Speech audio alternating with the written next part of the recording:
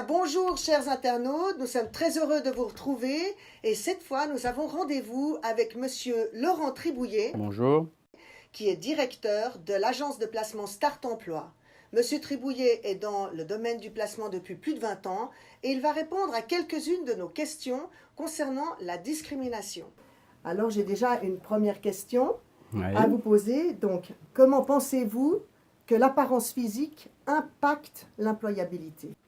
Alors oui, effectivement, ça impacte lorsque nous avons des postes, par exemple dans le bâtiment, lorsqu'on nous demande une personne, par exemple, pour porter pendant une semaine des sacs de 35 kg, c'est bien évidemment que nous allons rechercher plutôt une personne qui est plutôt costaud, plutôt quelqu'un d'1,80 m qui est costaud, que peut-être quelqu'un qui a 45 kg. Et on va se dire, il va pas y arriver parce que, je veux dire, c'est un travail très difficile, lourd, et pour tenir sur la durée, ça va être compliqué. Maintenant, si on a quelqu'un de léger et qui a déjà fait cette expérience, que nous allons évidemment vérifier, il aura aussi toutes ses chances. Mais a priori, on va choisir quelqu'un qui sera costaud pour faire cette mission temporaire. Dans le monde professionnel, pensez-vous que l'aspect physique a plus d'impact sur un homme ou sur une femme?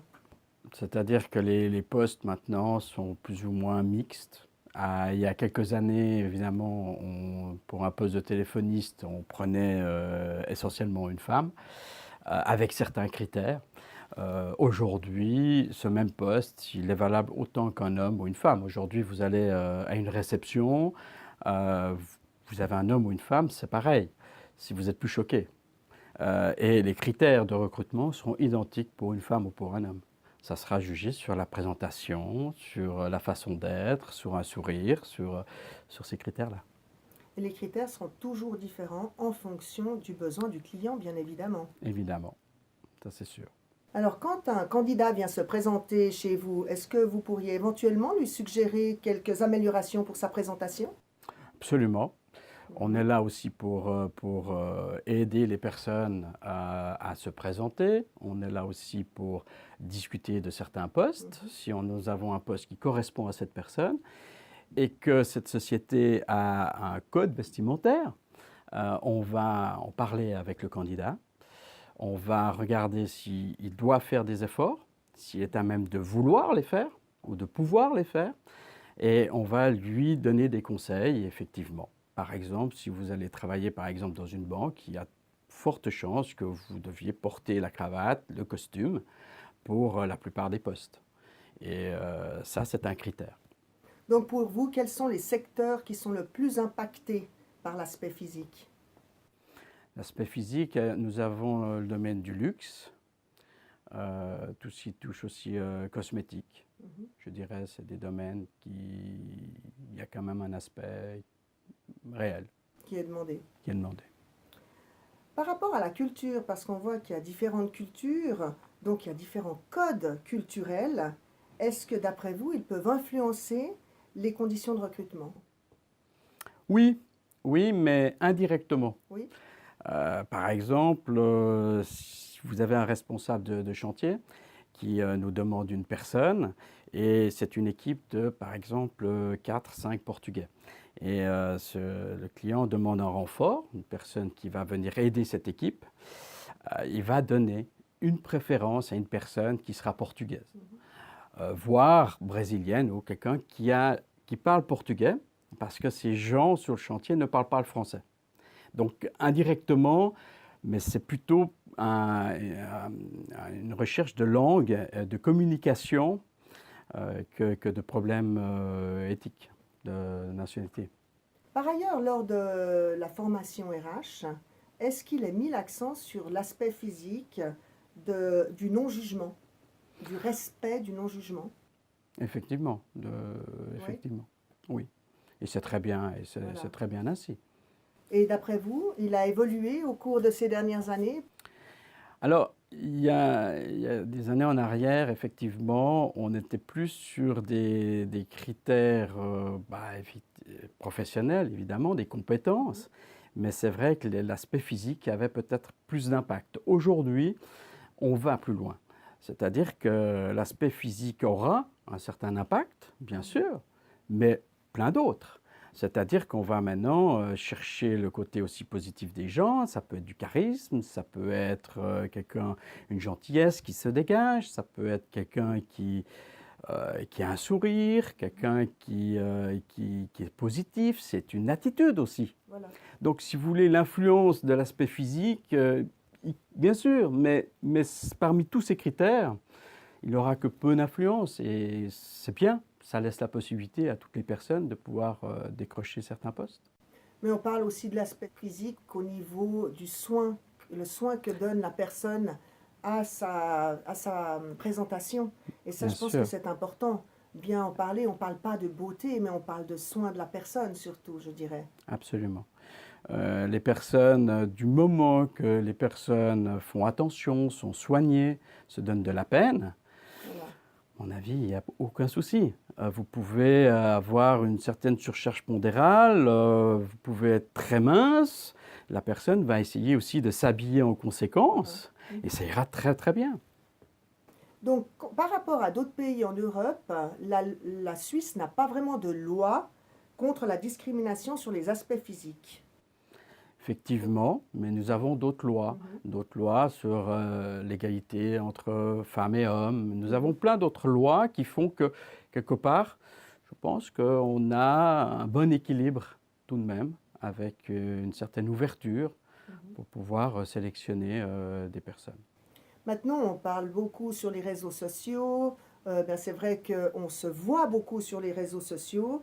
Est-ce que vous pensez qu'il y a plus de discrimination à cause de cela et que l'apparence compte plus par rapport à cette nouvelle façon de fonctionner, de recruter au vu de toute cette nouvelle technologie? Oui et non.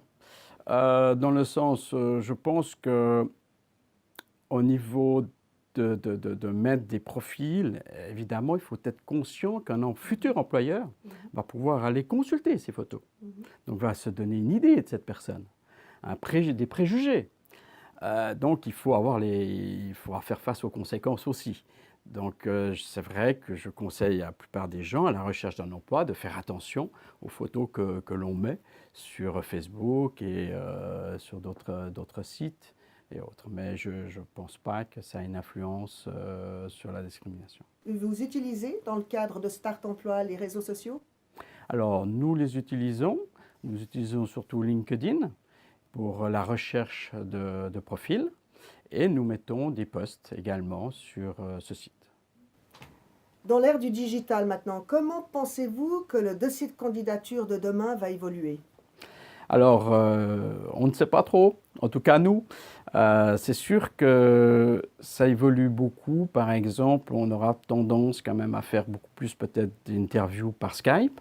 Nous le faisons déjà pour des gens qui sont à l'étranger. Mais c'est vrai que ça peut peut-être se faire un petit peu plus même localement, ainsi que peut-être des tests qui peuvent se faire directement sur Internet. Donc, bien sûr, ça va changer. La loi sur la protection des données, également, va modifier au niveau des ressources humaines, parce que ça nous contraint aussi à changer nos habitudes. Et tout ceci va faire évoluer les choses. Donc il faut qu'on s'aligne tous, hein, et puis qu'on puisse vraiment être de plus en plus sur les nouvelles technologies et aller de plus en plus vers l'ère digitale. Oui. Par ailleurs, on en discutait tout à l'heure, c'est vrai que lorsque vous avez des demandes, il n'y a pas forcément beaucoup d'entreprises qui vous demandent ce type de compétences aujourd'hui. Et bien sûr, elles vont évoluer. On voit, par exemple, aujourd'hui, c'est peut-être pas fréquent qu'on nous demande des gens qui connaissent Facebook, qui connaissent, je suis persuadé que Google, Facebook, toutes ces nouvelles technologies seront demandées.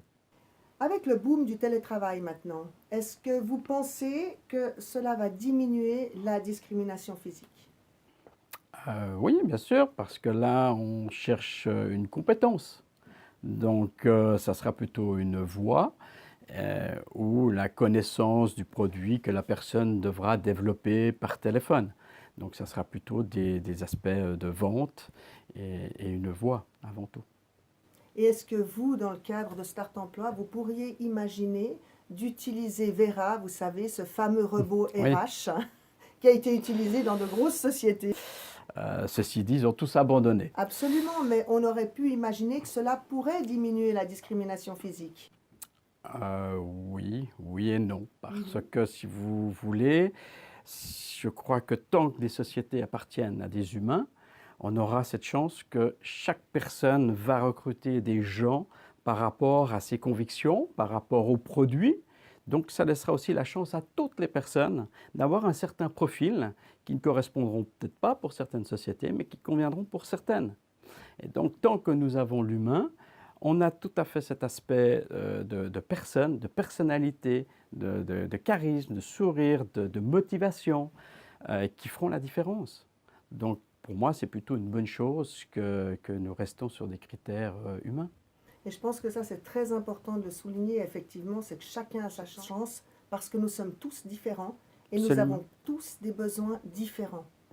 Donc, quand on parle de discrimination, pour moi, ce n'est pas de la discrimination. Pour moi, c'est un besoin et des critères qui correspondent à ma personnalité.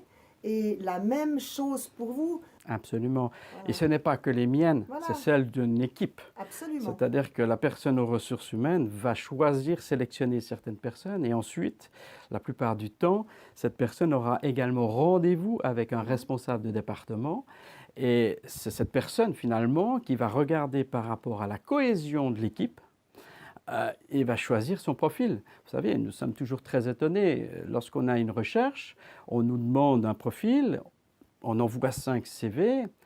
Bien souvent, ce n'est pas le meilleur CV qui est engagé. Qu'est-ce qui a fait la différence? Les compétences, peut-être, une partie, mais c'est surtout une attitude. Voilà. Donc à partir de là, je pense qu'il faut apprendre aussi à se mettre en valeur et montrer ses côtés positifs et discuter et arriver à discuter peut-être de ses points négatifs ou les points à améliorer tout en étant tout à fait conscient. Absolument. Merci pour toutes ces réponses. Maintenant, j'ai quand même encore une question concernant WeStart. Oui. Donc, WeStart propose des mesures emploi et formation. Comment pensez-vous que WeStart devrait se positionner par rapport à cette nouvelle évolution? Alors, je pense que WeStart, on a pu faire l'expérience, fonctionne très bien. Nous avons eu recours aussi à utiliser des gens de chez vous afin qu'on puisse les placer chez nos clients avec une réussite.